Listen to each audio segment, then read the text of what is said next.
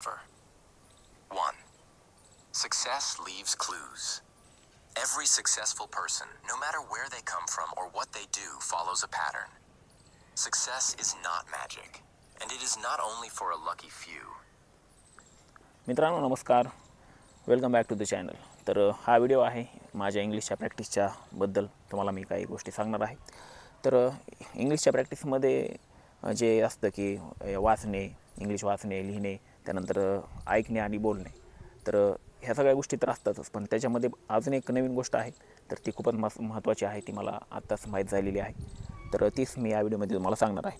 तर व्हिडिओच्या सुरुवातीला एक विनंती आहे की चॅनलला सबस्क्राईब करा. या चॅनलवर मी बरेच एक्सपेरिमेंट जे काय करतो ते तुम्हाला दाखवत असतो व्हिडिओच्या थ्रू, तर सबस्क्राईब नक्की करा.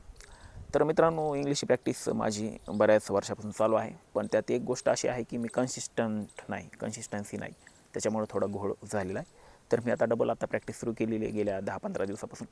तर त्याच्यामध्ये मला आता एक नवीन गोष्ट अशी माहीत झालेली आहे, जी टेक्निक मला माहीत झाली, तर त्याचं नाव आहे शॅडोईंग तो प्रकार आहे, ती जी काही पद्धत आहे प्रॅक्टिस करण्याची.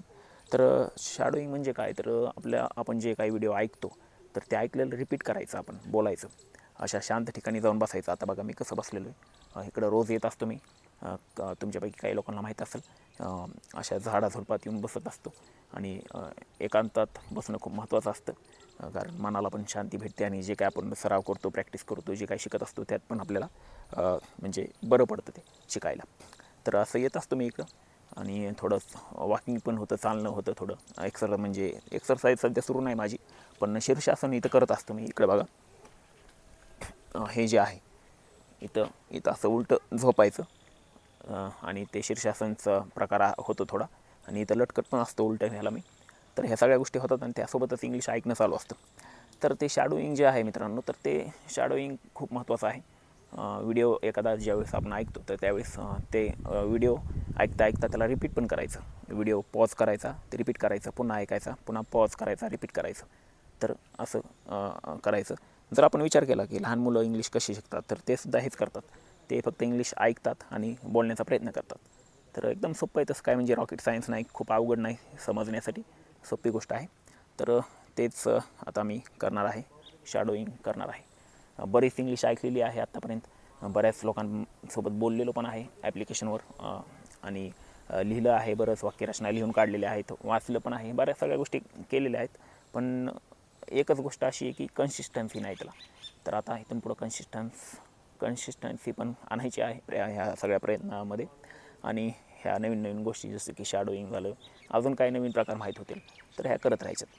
तर आता बघा, तुम्हाला मी फॉर एक्झाम्पल इथं दाखवतो. आता तो आहे, Not magic, and it is not only for a lucky few.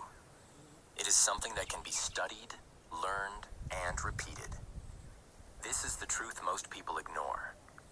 This is a truth most people ignore. म्हणजे आता हे जे वाक्य ऐकलं तर ते रिपीट करायलो. बघा आता, Powerful. We often say, wow, they got lucky. We often say wow they got lucky. तर असं हे रिपीट करून करायचं. तर तुम्ही करून बघा, काय रिझल्ट येतो बघा. खूपच इफेक्टिव्ह प्रोसेस आहे हे. तर हेच तुम्हाला या व्हिडिओमध्ये सांगायचं होतं. तर चॅनलला कनेक्टेड राहा. जर पहिले चॅनलवर आला असाल तर मग चॅनलला सबस्क्राईब करा. आपण भेटू येणाऱ्या नवीन व्हिडिओमध्ये. व्हिडिओ पाहिल्याबद्दल धन्यवाद.